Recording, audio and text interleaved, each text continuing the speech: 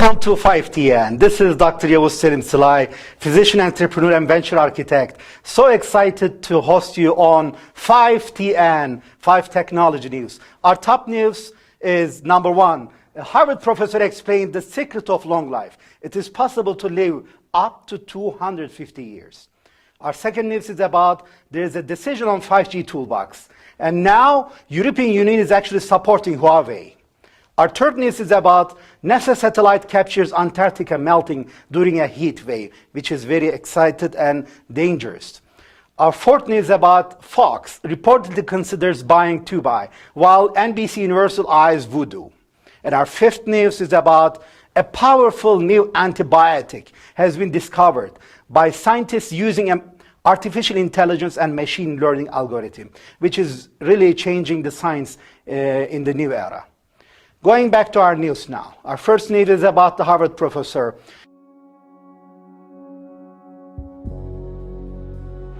This momentous commitment from the Blavatnik Family Foundation will propel Harvard Medical School's mission to transform human health, empowering our work in service to the world. The new knowledge, discoveries, and therapies made possible by this gift will transcend borders, helping to eradicate disease and improve human life. In the area of therapeutic discovery, the gift will spur curiosity-driven research, catalyze the development of new therapies, and buoy technology platforms that propel discoveries from bench to bedside. In addition, through the launch of the Blavatnik Harvard Life Lab Longwood, the gift will support promising biotech startups, and it will foster collaboration with investors and industry, helping deliver entrepreneurial expertise and mentorship. This gift will enable Harvard Medical School to create fertile intellectual communities so that we can recruit bioengineers, physicists, and computational biologists, while also allowing us to create a new data science core facility and harness advances in artificial intelligence and machine learning. With this gift, Harvard Medical School will continue building bridges to support collaborative grants and ultimately bring scientists together to solve biomedical challenges. Thanks to this landmark gift, the Harvard medicine community will chart new territories, uncover new truths, and follow our calling in service to humanity.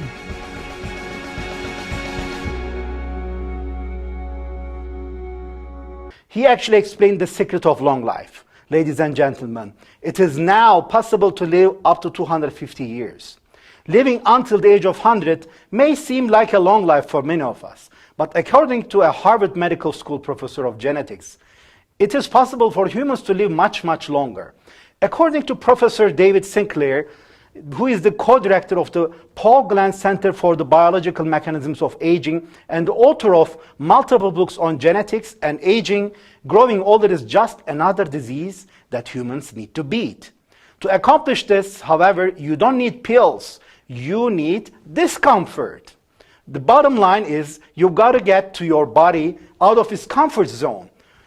So this is what we call hormesis, said Sinclair on the Rich Roll podcast. The problem with today's world is that we just want to be relaxed and fed. We don't want to feel discomfort. And that's leading to a whole bunch of problems. If we're not always telling our body that things could be problematic, our bodies don't care. They don't fight against disease. They don't fight against aging. So the methods Dr. Sinclair suggests to teach our bodies to combat aging and ultimately reverse the process. These aren't new. Rather, they have been heard many times before, but they all led to discomfort. So, and that's why, according to Sinclair, the first thing people should do to live longer is to eat less often, ladies and gentlemen. He says, I think the most important thing for increasing the health span, if there is just one thing I could say, it will be to eat less often, he said. Adding, don't eat 3 meals a day. The next step, an obvious one for living a healthy lifestyle, is to exercise frequently. And when you look at it, this is really interesting because Sinclair suggests fasting frequently, explaining that he skips 1 or 2 meals a day, and it's changed his entire life. So fasting is very helpful in combating aging because it boosts nicotinamide adenine dinucleotide, NAD plus levels, which ultimately makes the body's repair genes more active. The same is true for exposing yourself to hot and cold temperatures, such as in sauna. In addition to adequate sleep, the Harvard professor also recommends limiting meat consumption, as the amino acids found in meat activate mTOR, a pathway that turns off our body's defense mechanisms and tells it is the time to grow. Ultimately, any stressors such as exercise, fasting, and cold and heat stress increases your NAD plus levels, which in turn keeps sirtuins, a class of proteins that regulate gene expression and repair DNA damage, functioning properly. Without NAD plus, aging happens quicker, no matter what your genetic makeup, as Sinclair explained. 80% of our health in old age is due to our lifestyle and how we live. Only 20% is genetic. By taking the effective steps to combat aging, Sinclair believes that a world where people could live up to 250 and expect still to be playing tennis at age 120 is doable. There is no reason why we can't do that with our ingenuity, he said. And this was really striking for me, ladies and gentlemen. So it's all about really having the right lifestyle. And some people said, well, but the genes are really impacting. But this professor is saying 20% is genes, 80% is lifestyle. So make sure to have the right lifestyle. Our second news is about the Earth that is made up of 7.5 billion people. But only half the world has access to digital technologies, ladies and gentlemen. So the remainder are still trying to catch up. And there has been a very interesting decision by the European Union. The European Union decided on the 5G toolbox, which will support Huawei. The European Union has unveiled its security guidelines for 5G networks, which do not specifically call for a ban on Chinese tech giant Huawei. The EU's Executive Commission on Wednesday recommended blocking high-risk suppliers from critical and sensitive parts of the network, but no companies were mentioned by name. It will be up to individual countries to decide what kind of equipment they use and how. The EU's outline comes just a day after Britain partially allowed Huawei to set up its 5G network. U.S. Secretary of State Mike Pompeo, who was in London on Wednesday, called for the UK to reconsider its decision, saying using Huawei creates real risk. Huawei's 5G security recommendations complement the European Union toolbox. Back on January 29th, the European Union Commission published its communication on secure 5G deployment in the European Union, its so-called toolbox, outlining guidance for member states in the establishment of European 5G networks. Huawei welcomes this non-biased, fact-based decision as the European Union has added clarity to the regulatory process. Back in December 2019, Huawei had already published its own recommendations on 5G cybersecurity. And Huawei said they believe that the Commission's toolbox complements and confirms their recommendations and serves as a recognition of Huawei's ongoing commitment to the highest standards of cybersecurity.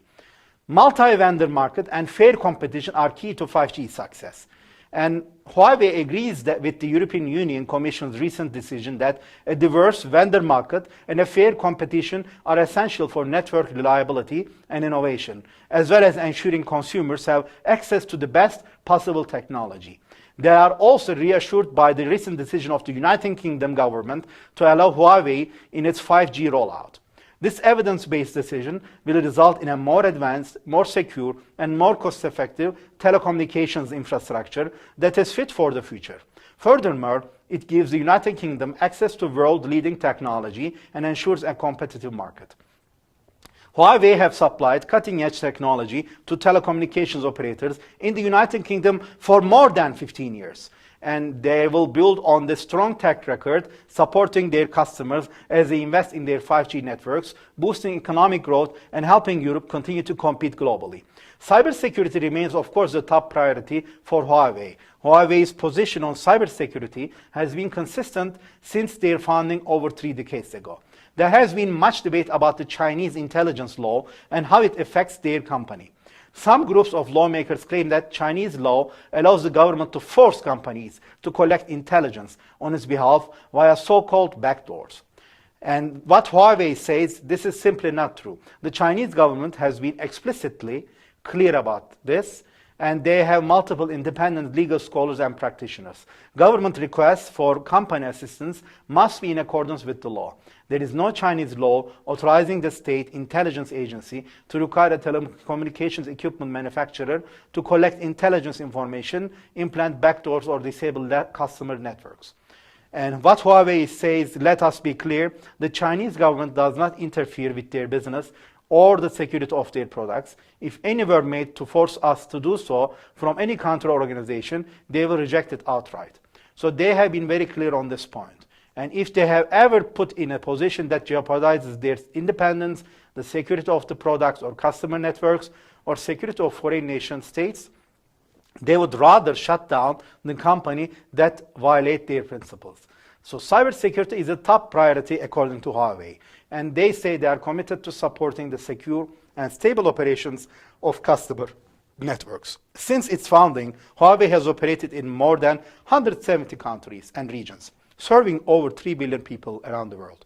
Their equipment has never caused a large-scale network breakdown, and they have never experienced any serious cybersecurity breach.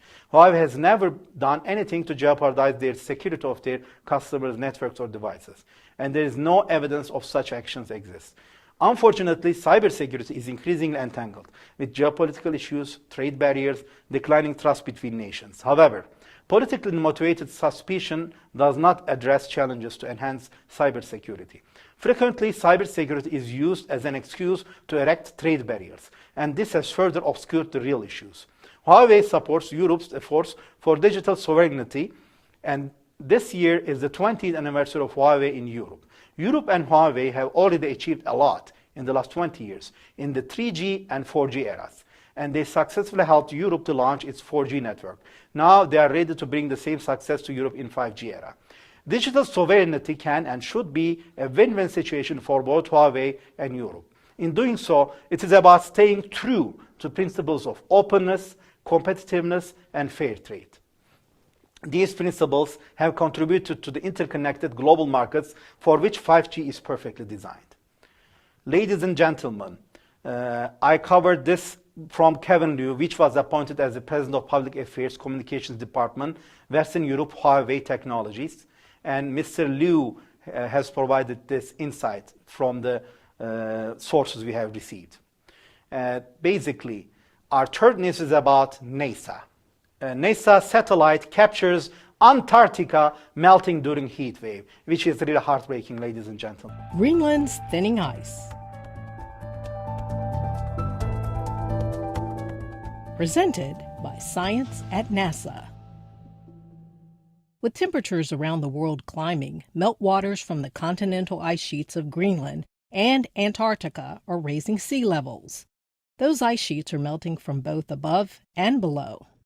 Much of the ice lost from the ice sheets comes from a process called calving, where ice erodes, breaks off, and flows rapidly into the ocean. A large volume of ice is also lost from ice sheets melting on their surfaces. To determine to what extent Greenland's glaciers are being melted from underneath, NASA recently began a 5-year airborne and ship-based mission called Oceans Melting Greenland, or OMG. Previous research has shown that Greenland's glaciers, which flow like rivers of ice into the ocean, sit on the ground deeper below sea level than had been thought. Warm ocean currents sweep across and erode the hidden glacier faces. As a result, they're melting faster, a few feet a day in summer, than anyone suspected. Oceanographer Josh Willis is the principal investigator for the OMG mission. He says, "We're investigating how the ice interacts with the ocean and how much the oceans are melting away the glaciers from the edges of the ice sheet." For this study, a NASA aircraft is flying the Glacier and Ice Surface Topography Interferometer, or GLISSEN instrument, around Greenland for a few weeks each year. Willis says GLISSEN is making very high-resolution maps of the ice, showing us how fast the glaciers are thinning and retreating right at the edge. The aircraft will also continue dropping more than 200 ocean probes each year through 2020, to measure how temperature and salinity change between the ocean surface and the seafloor, from the cold meltwater at the surface down to the warmer, heavier salt water below. This will help determine how changes in the ocean affect the ice. In addition, OMG has completed surveys using a ship equipped with sonar to measure the seafloor shape and depth, which affect where and how much the warm water from the Atlantic eats away at the coastal glaciers. The mission also conducted airborne measurements of gravity off the coast of Greenland, giving the team more information about the depth of water in those locations. While OMG is looking at the effects on ice sheets from below, NASA's Operation Icebridge mission is surveying polar ice from above. The overlap of OMG and Icebridge is providing the most accurate measurements to date of changes in Greenland's ice sheet mass. Glaciologist Alec Zendar, a member of the OMG science team, says Icebridge's highly accurate airborne topographic mapper is the gold standard of measuring the surface elevation changes of the ice sheet. With OMG uncovering how much ice is being lost at the periphery of the ice sheet, and Icebridge telling us how the thickness of the glaciers is changing further upstream, we can better attribute Greenland's ice loss either to changes in the ocean or warming of the atmosphere, which directly melts the ice from above. Greenland contains enough ice to raise global sea levels by 20 feet or 6 meters if it all melted, notes Willis.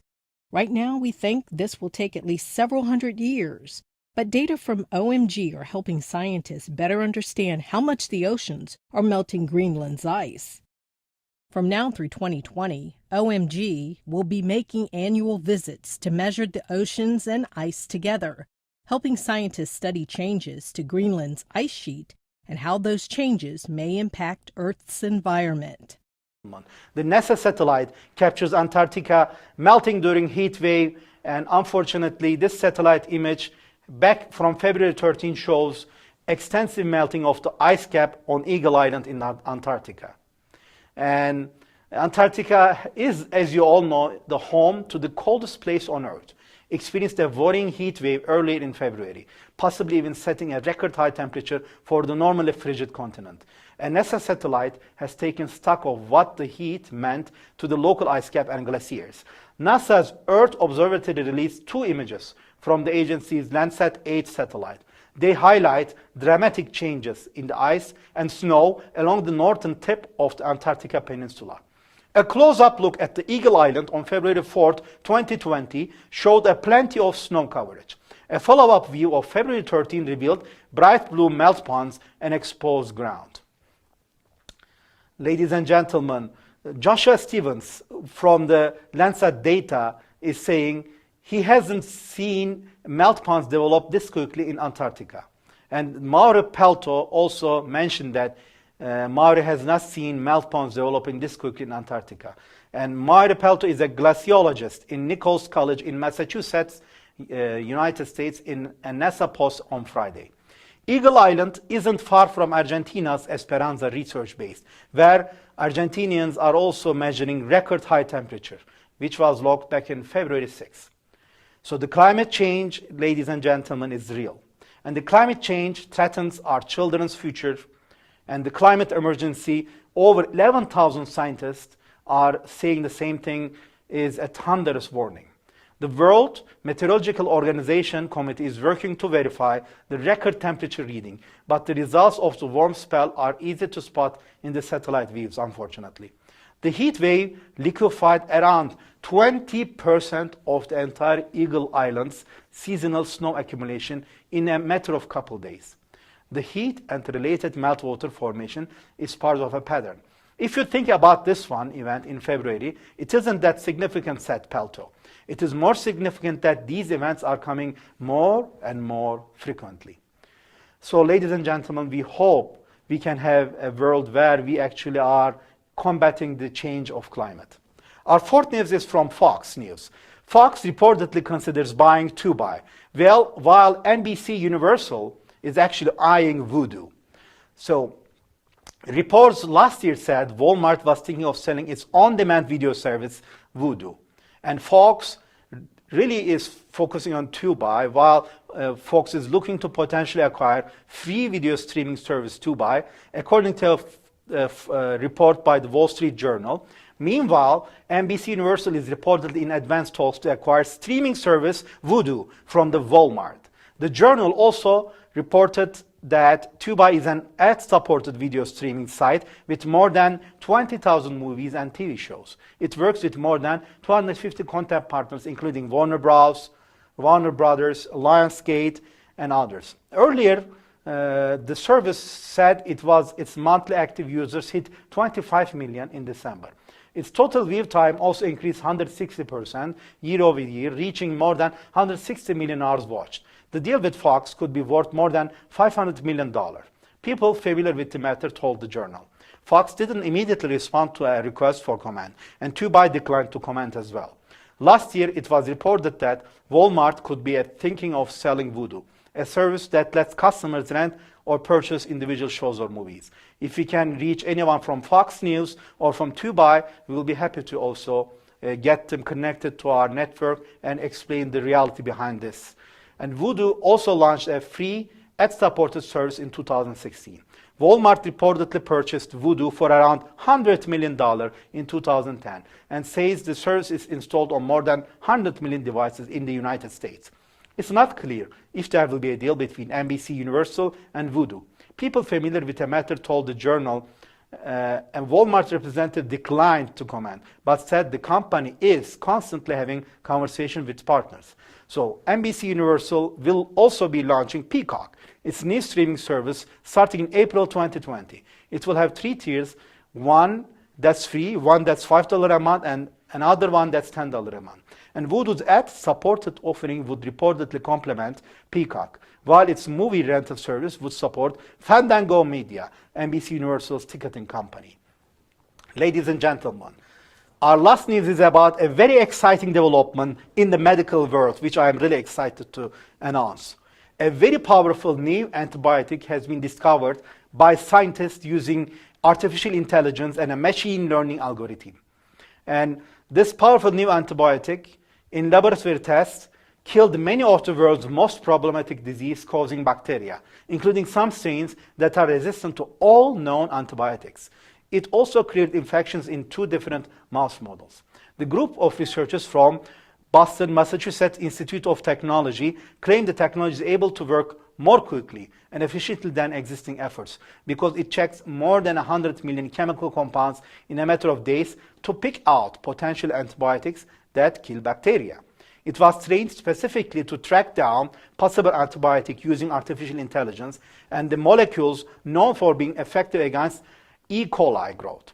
We are facing a growing crisis around antibiotic resistance, and the situation is being generated by both an increasing number of pathogens becoming resistant to existing antibiotics and an anemic pipeline in the biotech and pharmacological industries for new antibiotics, including usage of antibiotics not properly, said MIT's Professor James Collins, who is also the co-founder of antibiotic drug discovery firm Antibiotics. He added he wanted to develop a platform that would allow them to harness the power of artificial intelligence to usher in the new age of antibiotic drug discovery. Their approach revealed this amazing molecule, which is arguably one of the more powerful antibiotics that has been discovered.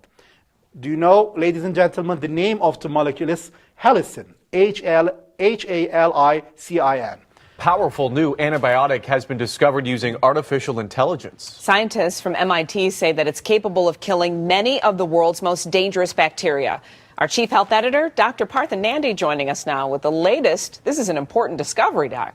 Absolutely, Glenn. This is really good news because one of the biggest health threats today is antibiotic resistance. Now, you know, I've had patients suffer from multi-drug resistant bacteria and have often not done well with it. So in my opinion, it's a real game changer, and it could be changing the face of medicine. Now, artificial intelligence has been around for some time, but in this case, researchers at the Massachusetts Institute of Technology, MIT, they were able to train a deep learning algorithm to look at molecular structures of over 100 million chemical compounds. So it's amazing. And to have it identify potential antibiotic molecules that could kill bacteria.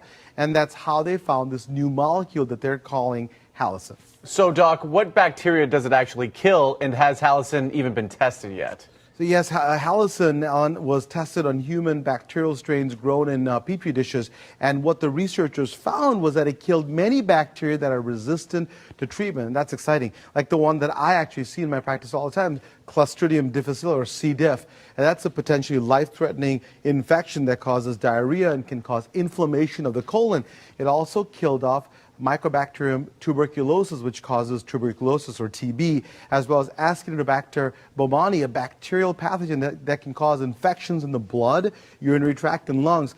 I'm very impressed it killed the Acinetobacter because it's resistant to all known antibiotics.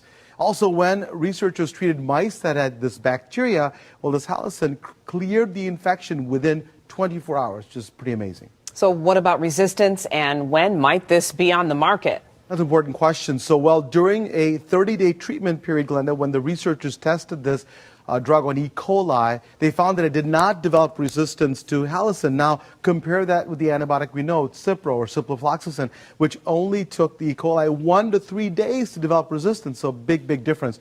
Very remarkable. Now, for when it's going to be in the market, well, the scientists still have to study it further, but when more studies are needed to make sure that it's safe and works more effectively in humans, but super exciting. Yeah, some really important information there. Yeah. Thank you so much, Dr. Nandi. Happy Friday to you. Yeah, you too.